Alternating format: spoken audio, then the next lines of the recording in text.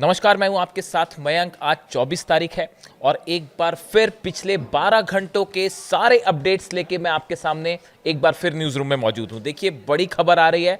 देखिए, इस वक्त की बहुत बड़ी खबर, एक बार फिर डोनाल्ड ट्रंप के ऊपर हमले की कोशिश की गई है।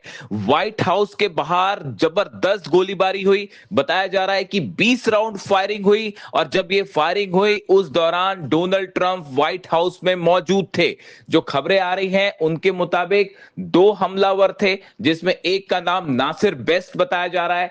2 हमलावर व्हाइट हाउस के करीब पहुंचते हैं। पेंसिल्वेनिया एवेन्यू, जो कि व्हाइट हाउस से बिल्कुल लगा हुआ है, 17th स्ट्रीट, उसके पास पहुंचते हैं और अचानक चेक पॉइंट के पास आने के बाद गोलीबारी शुरू कर देते हैं और 20 राउंड फायरिंग की गई।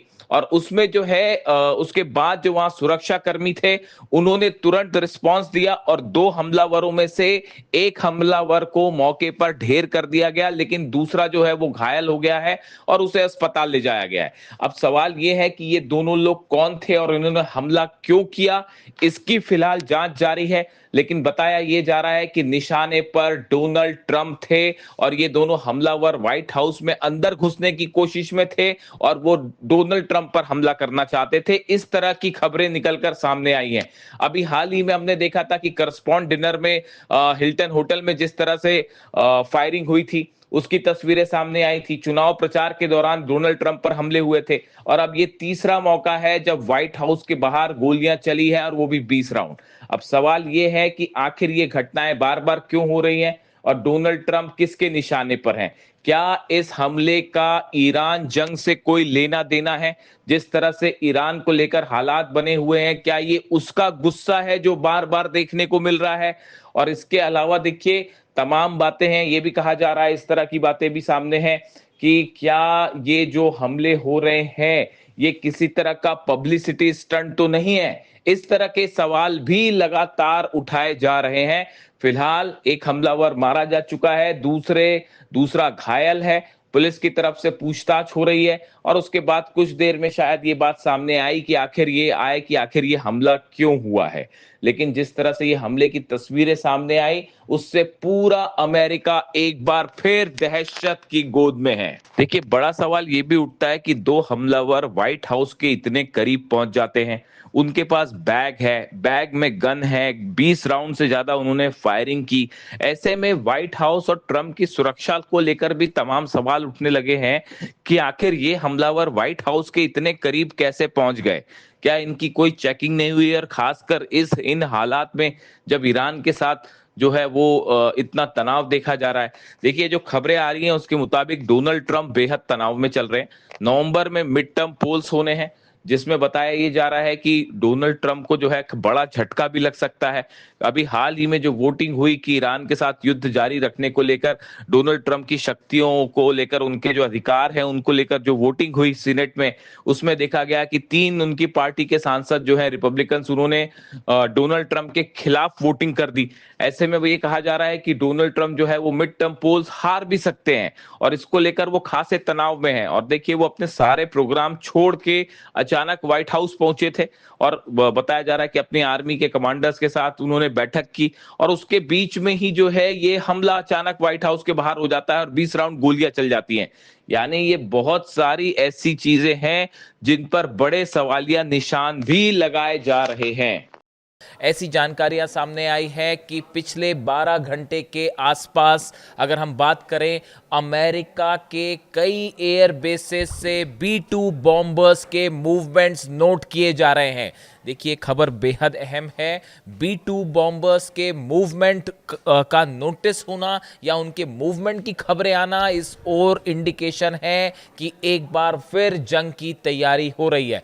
देखिए, जब पिछली बार 12 दिन की जंग हुई या फिर उसके बाद ये 40 दिनों की अभी जब जंग हुई, खासकर ये जो दूसरी जंग हुई, इस दौरान मैंने बार बार आपको ये बातें कही थी कि B-2 बॉम्बर्स का मूवमेंट पर सख्त नजर रखने की जरूरत है। अगर B-2 बॉम्बर्स के मूवमेंट्स होते हैं तो वो इस और इंडिकेशन होता है कि हमला हो सकता है कभी भी। और जो खुफिया सूत्रों से खबरें आ रही हैं, खासतौर पर चाइना और रशिया के जो सैटेलाइट्स चीजों को पकड़ते हैं और डिफेंस सर्कल में जो खबरें आती हैं उसके मुताबिक अमेरिका के B-2 B2 बॉम्बर्स के मूवमेंट फिर से नोटिस किए गए हैं और बंकर बस्टर बॉम्ब्स के साथ एक बार ये मूवमेंट है।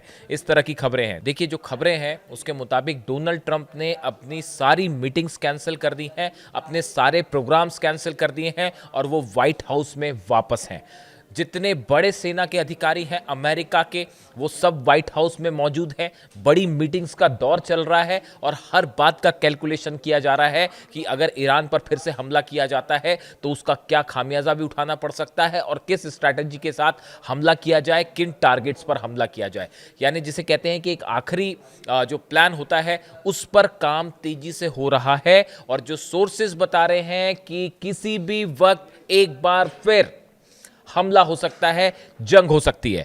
देखिए जो खबरें हैं इस बीच एक बहुत अहम खबर है। डोनाल्ड ट्रंप के एक बेहद करीबी शख्स ने, एक उनके पॉलिटिकल एडवाइजर हैं, उन्होंने भी B2 बॉम्बर्स को लेकर कुछ संकेत दिए हैं।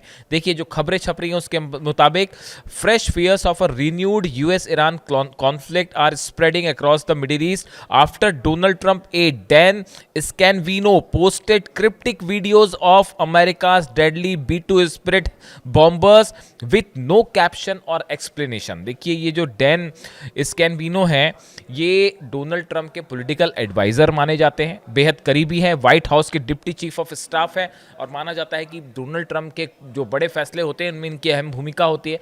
इन्होंने B2 बॉम्बर के साथ एक पोस्ट डाला, उसमें कुछ नहीं लिखा, सिर्फ तस्वीर डाल रखी है जो बहुत गंभीरता से ली गई। देखिए क्या होता है जब आप वॉर कवर करते हैं या वॉर के बारे में वीडियोस बनाते हैं तो आपको कई सारी चीज़ों को एनालाइज करना पड़ता है कि जैसे फॉर एग्जांपल अली खामनेई साहब थे तो उनके जो कुछ करीबी लोग हैं उनकी वो एडवाइसेस हमेशा बेहद गंभीरता से लेते थे, चाहे अली लारिजानी साहब हों या दूसरे करीबी लोग हों, उनकी वो एडवाइसेस बड़ी गंभीरता से लेते थे। तो किसी भी लीडर के आसपास कौन उनके मिलिट्री एडवाइजर्स हैं, कौन उनके इकोनॉमिक एडवाइजर्स हैं, इनका बहुत महत्व होता है और जंग होगी या नहीं होगी इसमें उस डोनाल्ड ट्रंप के फैसले से ज़्यादा अहम है कि उनको एडवाइस करने वाले लोग क्या कह रहे हैं। अगर आप इस पे नजरें बनाए रखें तो आपको एग्जैक्ट एक आइडिया हो जाता है कि ये हमला होगा और कब तक होगा।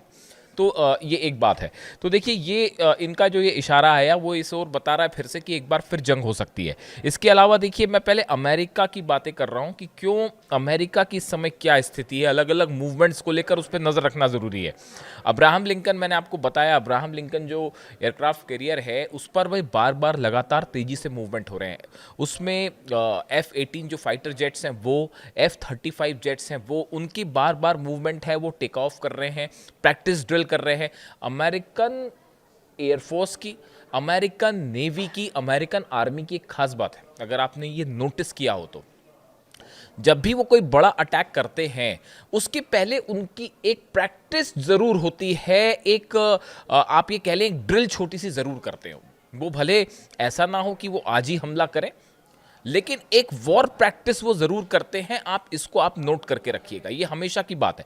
जब भी कोई बड़ा मूवमेंट होगा उसके पहले आप देखेंगे कि हलचल दिखाई देने लगेगी आपको, B2 बॉम्बर्स उड़ने की खबरें आने लगेंगी या फिर एयरक्राफ्ट कैरियर्स हैं उससे प्लेन्स टेक ऑफ करने लगेंगे या जो नेवी है उसकी एक मिनी एक्सरसाइज शुरू हो जाएगी। अब ये सब कुछ फिर वैसा ही हो रहा है जैसे कि इस बार की अभी जो जंग थी 40 दिन की सीज फायर के पहले, वो मूवमेंट हुए थे हॉर्मुज के आसपास, ओमान की खाड़ी के आसपास, अरब सागर में। ये सब मूवमेंट इस ओर इशारा कर रहे हैं कि एक बड़े हमले की तरफ मामला आगे बढ़ रहा है।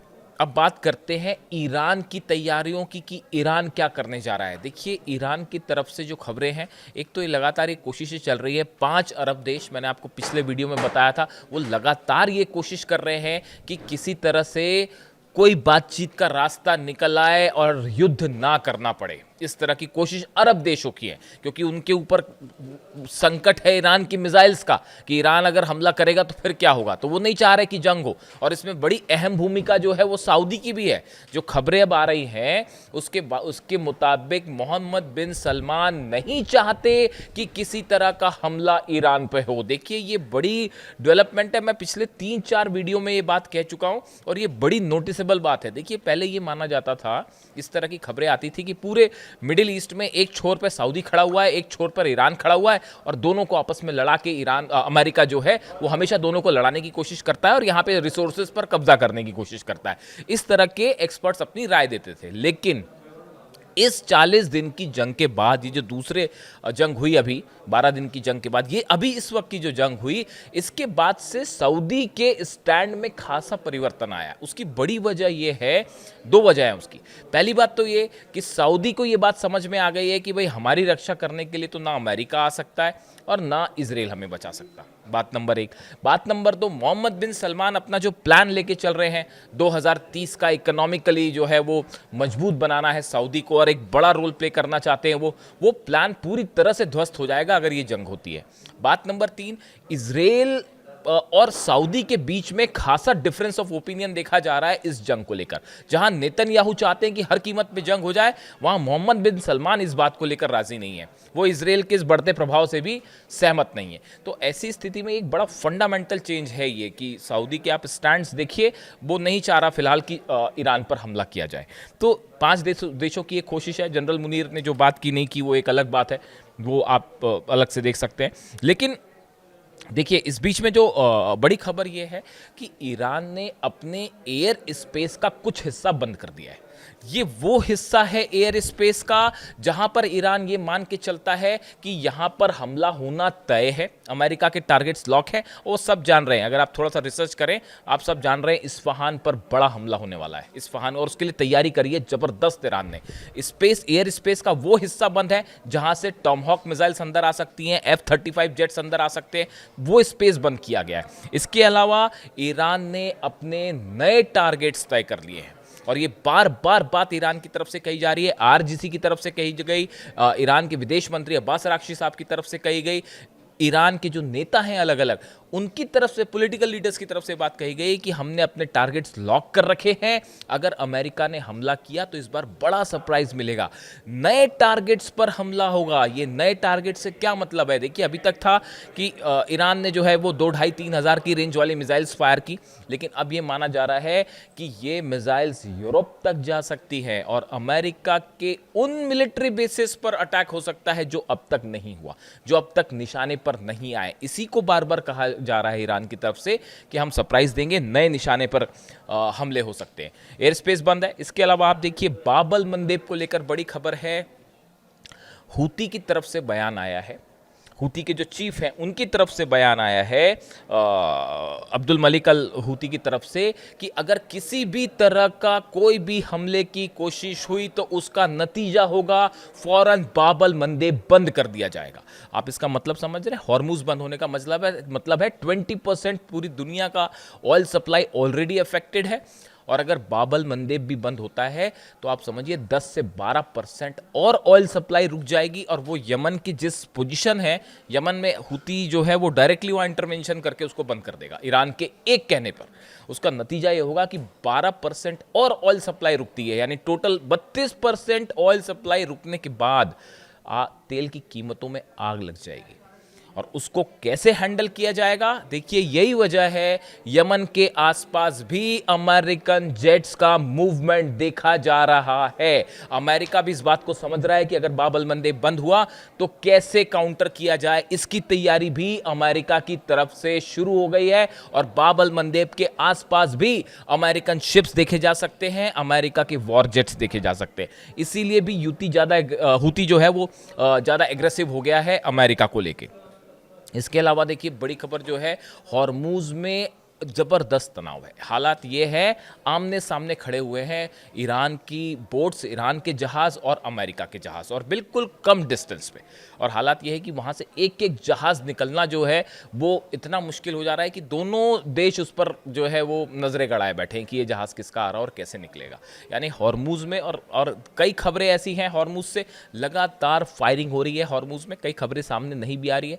कल केशम आइलैंड पर फिर से धमाका हुआ है। पूरे जितने आइलैंड्स हैं, चाहे केशम हो, अबू मूसा आइलैंड हो, खार्ग आइलैंड हो, इन सब आइलैंड्स पे लगातार ड्रोन मूवमेंट्स हैं और लगातार धमाके हो रहे हैं। ये कोशिश है ईरान के डिफेंस सिस्टम के मिसाइल्स को लोकेट करने के लिए। देखिए, कोई भी जब डिफेंस सिस्टम लगता है, चाहे वो रशिया ने दिया हो, चाइना ने दिया हो, उस डिफेंस सिस्टम को रीलोकेट करने में हमेशा टाइम लगता है। उसमें वो वक्त लेता है रीलोकेट करने में। यानी आपने एक बार लगा दिया तो लगा दिया, फिर वो मूवमेंट करने में थोड़ा वक्त लेता है। तो हमेशा हमले के पहले अमेरिका की तरफ से इस तरह से ड्रोन्स भेजे जाते हैं, और अगर ईरान के पास कोई चारा नहीं है, उसको गिराना ही है, वो ड्रोन स्ट्राइक तो होने नहीं देगा, उसको गिराना ही है, तो वो जब उसको काउंटर अटैक करता है तो उसकी लोकेशंस मिलती है। अब ईरान इस बात की चिंता भी नहीं कर रहा, वो रिवील कर दे रहा है कि डिफेंस सिस्टम तेजी से मजबूत हुआ है। बल्कि जो खबरें आई हैं उसके मुताबिक ईरान ने इस सीज फायर के बीच में बहुत तेजी से अपने आप को मजबूत किया है। हर मामले में बताया जा रहा है जितने समय सीज फायर रहा, इसके बीच बीच में ही करीब 20,000 से ज़्यादा नए ड्रोन्स बना दिए गए हैं, नए एडवांस टेक्नोलॉजी के साथ। मिसाइल्स की बात मैं अलग वीडियो में करूंगा, उसमें कई सनसनीखेज खुलासे ईरान की मिसाइल्स को लेकर। ड्रोन्स की बात की जाए, 15 से 20,000 नए ड्रोन वो इस सीज फायर के दौरान बना दिए गए। अब आप समझिए कि कितनी तेज़ी से प्रोडक्शन जो है वो लगातार हो रहा है। इसके अलावा आप देखें कि एक बेहद अहम खबर है, कल हालांकि मैं इसको कवर नहीं कर पाया, लेकिन आप इसको समझिए, इस पे नज़र बनाए रखिए। अमेरिका में न्यूयॉर्क में एक शिपयार्ड में जोरदार धमाका होता है। उस धमाके में एक व्यक्ति की मौत हो गई, 36 लोग घायल हो जाते हैं, और बड़ा ही जोरदार धमाका था वो। और उसके बाद वहाँ अफरा तफरी मच गई पूरे न्यूयॉर्क में, और बड़ी मशक्क़त के बाद वो आग वाग बुझाई गई और वहाँ जाके जो है वो एक्शन लिया गया। अब आप जरा इस बात पर नज़र रखें, ये धमाका मिस्टीरियस तरीके से हुआ, कैसे हुआ कोई नहीं जानता। अब ये चौथा मौका है पिछले 1 से 1.5 महीने के अंदर। अमेरिका की 3 रिफाइनरीज में 3 अलग अलग शहरों में बड़े रहस्यमय तरीके से ऑयल रिफाइनरीज में धमाके हो चुके हैं, और ये चौथा एक शिपयार्ड में ये धमाका हुआ है, वो भी जिसका कोई और छोर पता नहीं है कि ये धमाका कैसे हुआ।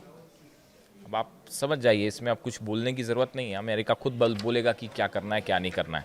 इसके अलावा एक और अहम खबर है, तुलसी गबार्ड ने जो इस्तीफ़ा दिया, director of national intelligence Tulsi Gabbard Donald Trump की करीबी रही है, और उनका जिस तरह से इस्तीफ़ा है, और शायद 30 जून उनका लास्ट डे होगा सर्विंग का, इस तरह की खबर है। उनके कई करीबियों ने भी इस्तीफ़ा दे दिया था। उसके बाद अब जो बात कही जा रही है वो बड़ी हैरान करने वाली बात है, और ये जोर इशारा कर रही है कि अमेरिका के एडमिनिस्ट्रेशन में एक बड़ी बगावत शुरू हो चुकी है ईरान को लेकर।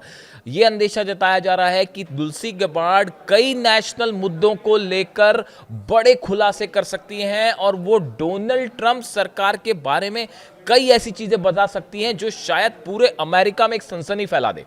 देखिए, तुलसी गबार्ड, अब आप जब US director of national intelligence हैं तो उनके पास हर चीज़ की जानकारी है, ईरान से लेकर डोनाल्ड ट्रंप क्या कर रहे हैं हर बात की जानकारी है।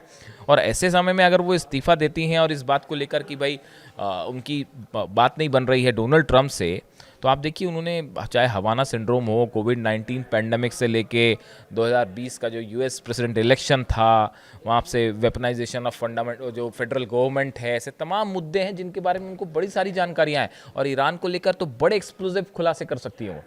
तो अब सबकी नज़रें इस बात में है कि क्या तुलसी गबार्ड किसी तरह का कोई बड़ा खुलासा करेंगी, क्या वो डोनाल्ड ट्रंप के अगेंस्ट भी जा सकती हैं। इस तरह के तमाम चर्चाएं हैं सोशल मीडिया में, लेकिन थोड़ा सा इंतज़ार करना होगा इसको लेके। लेकिन बात हमने जहाँ से शुरू की थी, देखिए हकीकत ये है, बातचीत वाली बात जो होती रहे, बातचीत आगे बढ़ रही है, अब बातचीत अच्छी हुई, अब बातचीत कैंसिल हो गई, अब जो है कोई बात नहीं होगी, ऐसे तमाम वर्जन्स हम देख रहे हैं बड़े लंबे समय से, जो कि बार बार सामने आ रहे हैं। लेकिन एक आखिरी कंक्लूजन ये है, ईरान की 9 करोड़ जनता ने ये साफ ऐलान कर दिया है कि हम किसी कीमत पर अपना यूरेनियम नहीं देंगे, जिसको जो करना है वो कर ले। ये ईरान के 9 करोड़ लोगों का ऐलान है, और हर रात वहाँ पर ऐलान होता है और लाखों लोग सड़कों पर जमा होते हैं। कल वहाँ नारे लग रहे थे कि राक्षसों दूर रहो, जो हिंदी वर्जन में उसको कम ट्रांसलेट करके बता रहा हूँ, फारसी में नारे लग रहे थे। ईरान की जनता ये नारे लगा रही थी सड़कों पर कि राक्षस दूर रहें ईरान से, इस तरह के नारे लग रहे थे। बेहद गुस्से में हैं ईरान के लोग, बेहद ज़्यादा। और मुस्तफा खामेनी साहब ने, ईरान के सुप्रीम लीडर ने साफ कह दिया है, यूरेनियम तो बाहर नहीं जाएगा, परमाणु मुद्दे पे हमारी कोई बात नहीं होगी। अब बाकी आप देख लीजिए, डील करना नहीं करना, हम तो जो है वो जब तक आप युद्ध नहीं रोकेंगे, परमानेंटली नहीं रोकेंगे, तब तक बात आगे नहीं बढ़ेगी। और वो 5 अरब देश बनाने में जुटे हैं, पाकिस्तान बनाने में जुटा, तमाम कोशिशें करके देख ली, ईरान ना झुका था और ना झुकेगा। जंग की बड़ी तैयारी हो रही है। इससे जुड़ा जो भी अपडेट होगा आप तक पहुंचाऊंगा। वीडियो कैसा लगा कमेंट करके बताइए। Thank you so much.